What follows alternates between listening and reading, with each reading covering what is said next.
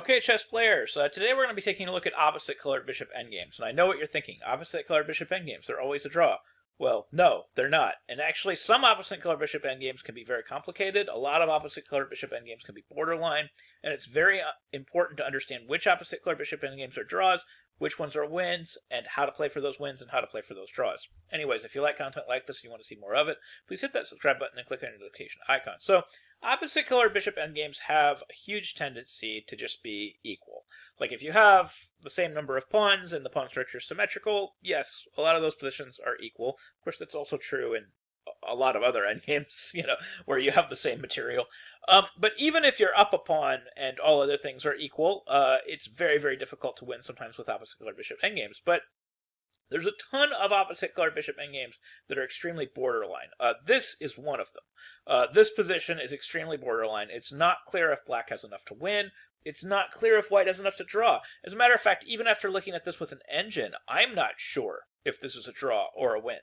Even after looking at it with an engine for a long time, I'm not sure if this is a draw or a win for either side. What I do know is I know how to play for a win with black, and I know how to try to get a draw with white. And part of that is just understanding the theoretical side of things. Now, in the game that I had this in, I continued with the move pawn to d5. And my opponent, thinking that he was thinking he was lost no matter what, because after pawn to d5, he saw that I was going to get a second passed pawn, and he thought once I got the second passed pawn, this position would just be unholdable, that he would not be able to hold the position, he'd be lost. So he just continued with this move king to d2. And then after king to d2, I continued with the move that easily secured the win. I continued with the move pawn to d4. And he, of course, sort of missed the idea that after bishop d8, I'm going to play c4. And then after takes, I play bishop b1, which captures the pawn on e4 because he cannot defend it. And the point is that when I take this pawn on e4 and I shuffle this bishop back, I have two connected passed pawns. And of course, these are going to be very easy to advance and very easy to queen because they're both on dark squares right now. So I can use one dark square as a pivot point. So I can play this pawn, I can go up 2 and stay on dark squares, and then I can move the next pawn up 2 and stay on dark squares. That way the dark squared bishop is never able to blockade with the king. If I end up with both of the pawns on light squares, the king and the dark squared bishop can simply blockade, and I can never make progress. On top of that, I have a third passed pawn that he has to worry about, and this just makes the win that much easier. Even if he blockades, it's not clear that he's saving the game, because his king and bishop will have to blockade both pawns, and I have a third. So this is an easy win for black, and of course the game didn't go much further than this. My opponent resigned, but black should be winning here. But what should white have done? Well, king e2 is fine, and then d5, here we hit the critical moment. Of course, white should have played e captures d5, and then bishop d5, and then g3, and then he was concerned that I was going to play c4, which of course I would have, and then takes, and now I have two passed pawns, and he was concerned that this position was completely lost. Well, I don't know if it is, but to understand how to play these positions and to understand if this is completely lost or if this is savable, we have to understand the theoretical side of opposite colored bishop endgames. So let's take a look at other theoretical endgames like this, where we have split pawns that are passed, and see if some of those positions are draws, and see if some of those positions are wins, and how to achieve them. So in this absolute first example right here, we have a bishop blockading this pawn on the outside. We have this king blockading the pawn in the middle. And we have the black king threatening to infiltrate with the king, of course, coming to this square to attack the bishop. Now, this is the usual strategy. The black king's going to want to come forward, and it's going to want to attack the bishop, because we can't get the king to move. When the king is blockading the pawn, of course, we can't attack a king with a king. So we can't coax the king into moving. Nothing can move this king off of this dark square. So we can go after the bishop, and we can get that to move. So that's sort of the strategy here. So let's say white continues with bishop f2, and then we infiltrate, we play king f3, and then we have something like bishop c5, and then we have g3, so we're making progress. So now we're going to have king e1. So this is the moment where, okay, black has made progress, black has pushed the bishop out of the way, but does black have enough to win the game at this point, or can white hold the draw? Well, right here, with the king sort of centralized, the king is in sort of a blockading, shouldering location for the black king. So the black king can't, easily come to support. This move is not legal. You can't move the king here to support this pawn. Supporting that pawn is actually going to take this king a big trip. He's going to have to take a big trip all the way around to support this pawn. Now, of course, You'll see why that's relevant in a second. But of course, the black king is supporting this pawn, and it's trying to advance this pawn. So we could advance it right now. But if we play g2, then simply bishop g1, and there's no way for the king to infiltrate here. There's no way for the king to infiltrate over here. This king is holding the king off from coming forward. Both of the pawns are blockaded. And that leaves that plan that I was talking about a second ago. This king can come all the way around. But if the king comes all the way around, when the king finally gets to this critical square, we just bring our king up one square and we have a blockade. So then the king has to try to travel all the way back around, and by the time the king travels all the way back around, we just bring our king back. And so this effectively is blockading all the dark squares for white, and therefore black can't get through, and therefore that's a draw. So what else could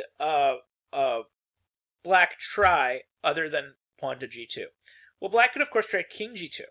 And he could try to get to the edge and then push the pawn down the board. This is a serious threat. And now, of course, white would be dead here, except he has one move that saves. He has this move bishop d6. Basically, if black moves the king to the corner, we can take the pawn. So that doesn't leave a ton of options for black. Black can play something like king h2 and try to push the pawn, but of course that pawn is pinned. So all we have to do is shuffle and say, okay, where are you going to put your king where you're actually going to be able to move that pawn? So instead of king h2, the only move that's reasonable to try to move the pawn is something like king h3. But now we bring the bishop back to c5. The point being, as long as this pawn moves to g2 and the king is not on h2, we can play bishop g1 and achieve that blockade. So of course, if king h2, we're going to reinitiate the pin, bishop's going to come back.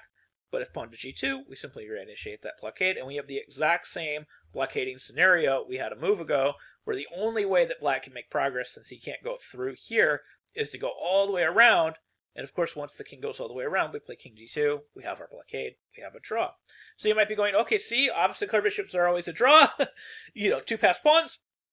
And white was able to hold, and clearly, all opposite color bishop endgames are a draw. But wait, we can have this nearly identical situation. So this is a nearly identical situation. Same two passed pawns. The only difference is that our bishop is blockading the central passed pawn, and our king is blockading the wing passed pawn. That's the only difference. This position is completely winning. There is no way to set up a blockade, because we can shoulder around to the outside of the bishop. So we start with, in this position it's actually white's move, but we have like king c4. But here, white can't save it. Like, if he brings his king over, like king f2, king b3, king e1, king c2, and then let's say bishop f4, we simply play g3. And now, of course, the threat is, if they take, we have, d2, d1 equals queen. We got our king to this location. Once we get our king to this location, there is no blockading formation that we can use that saves the game. If the king had stayed over on g3, we simply push the pawn, the bishop has to sack for it, and we win the game easily. In this position, like even bishop e3, g2, and we move the pawns sort of in any order. So like king f2, bishop d5, of course, to hold our pawn. And now we can either play d2 followed by g1, or we can play g1 followed by d2. It doesn't matter. So like, for example, king g1, we would simply play d2. Takes, we have the extra pawn. And if the king moves back to e1, again, either move works. We can play either d2 check takes and then queen, or we can do it the other way around. We can play g1 equals queen takes and then d2 check, king f2, d1 equals queen. And black wins. So just by changing the position of where the king was blockading makes a huge difference. If the king is blockading in the center, that's a big deal, and it really helps in trying to achieve a draw. If the king is blockading on the edge, usually these positions are wins. So then we go back to our sort of original endgame, where this position was a possibility. Well, what do we see about this position? Well, for starters, we see that there's some extra pawns on the board. This probably helps black's winning chances, because this gives blacks the possibility of maybe coming over to this side and potentially going after these pawns. But there are a couple things that hurts black's winning chances. Like, for example, if we eliminate the two g pawns and we eliminate the f pawn, there is no way black can win this, because this pawn is not the correct color square. So like, if you're not familiar with that endgame, even the king, bishop, and pawn, if it's not the right color square, as long as this king plants itself in the corner, that's a draw, even without the bishop. So if you have this trade where like the f pawn and the two double g pawns disappear, then all white has to do to get a draw is sacrifice the bishop for the remaining e pawn. and then shuffle the king to the corner, and then it's a draw. So that's potentially a draw. But all that being said, after like simply bishop takes c4 and let's say king c3, like white has a lot of stuff going for him to achieve the draw. Like I said, again, it's wrong color corner for this pawn, but also he has the right organization of blockaders. He has a king blockading in the middle, and he has his bishop blockading on the edge. This lends itself to more possibilities to get a draw. And it's not so clear how black should proceed to try to play for a win. When I was thinking about it during the game, I was actually thinking not going after the bishop. I mean, I was thinking of starting with a move like, say, bishop to d5, but it's not so clear how to proceed because it's not so simple. Because, like, he can hit this pawn, and then how do you proceed there?